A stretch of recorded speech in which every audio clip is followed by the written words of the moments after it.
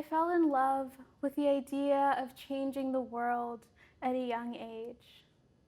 My grandmother always told me, Al, you can change the world.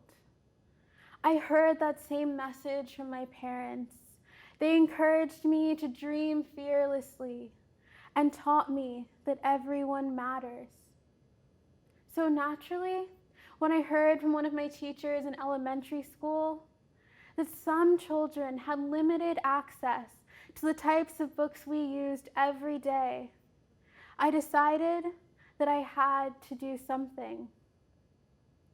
After weeks of research, which mostly involved me asking anyone who would listen how we could solve this problem, I decided on a plan. I decided that I was going to bring the students books, but not just any books. The books had to have characters in them that looked like the students.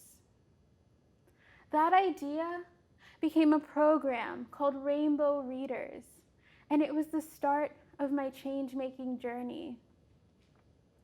After Rainbow Readers, I founded several other community projects, working on everything from fundraising for earthquake survivors to assisting the elderly with daily tasks and technology. Throughout this time, I had the chance to explore my passions and apply the things I was learning about in school to the real world. I was passionate about the community projects I developed and wondered why more students weren't involved.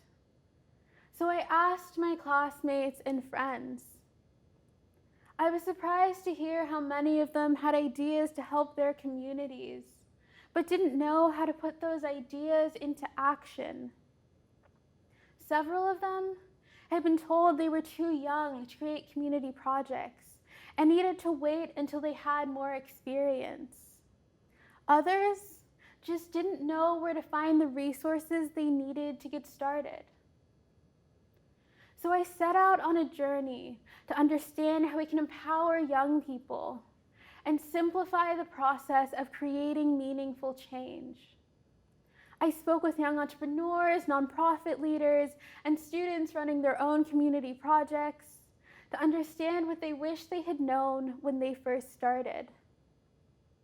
On my 17th birthday, I received $100 from my parents. I had spent months planning what to do with it. I decided that I would use the money to start a nonprofit, the Human Projects. Our message was simple. You can make a difference in your community. I hoped that a few young people would be inspired to look at the world around them and see that they have the power to make it a better place. I was amazed to receive messages from young people all over the world, sharing their ideas to help their communities. Some wanted to create radio shows or blogs to educate their communities about human rights. Others wanted to provide education to girls who couldn't attend school. That first year was a time of significant challenges and small victories. Our early members became our first clubs, we founded our first global team, and the Human Projects family was born. One of our earliest members was Joachim Rillo. He came to the Human Projects with an initiative called Mind Movers. Mind Movers uses an engaging STEM curriculum to teach science and sustainability to young students in the Philippines. 2 years later, Mind Movers has received sponsorships from companies including Coca-Cola and Union Bank, and has been featured in a National Geographic documentary on plastic pollution in the Philippines. As the Human Projects continued to develop, one question we often asked ourselves was, how do we create meaningful change? We didn't just want to create surface-level solutions. We wanted to help young people transform their communities and ultimately change the world. We spent time researching, asking questions, and listening to what worked and what didn't with regards to grassroots change. Through this process, we came to understand that meaningful change requires deep connections with the community. We must ask communities what they need and incorporate their opinions and ideas throughout the process of designing a solution. So we took what we had learned and we used it to develop a club curriculum. We have had over 100 clubs in 31 countries, working closely with those most impacted to solve community issues. The clubs have an incredible potential to create change, but we wanted to have a larger impact. We didn't just want young people already interested in change making to participate. We also wanted to involve young people who are not yet aware that they have the power to make a positive difference. So we started creating human rights educational programs for schools and nonprofits. These programs encourage students to reflect on the local impact of the human rights issues they are learning about and develop ways that they can help to solve them. In December 2019, we launched our largest program, Exploring Human Rights.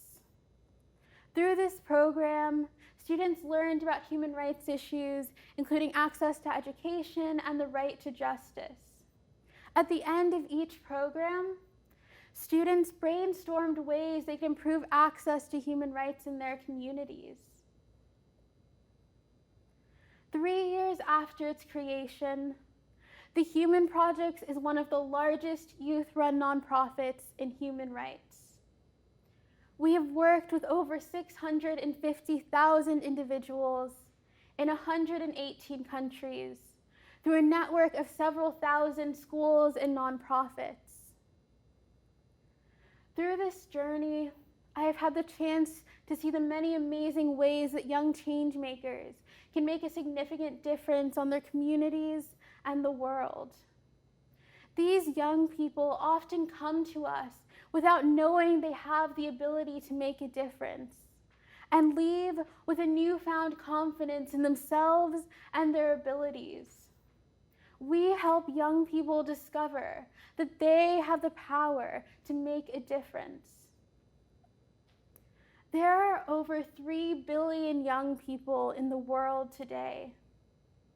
Imagine what human rights would look like if even a fraction of these young people were empowered to become change makers. The Human Projects can't reach all of them, but you can make a difference in the lives of the young people in your world. Visualize the way that you think and speak about young people.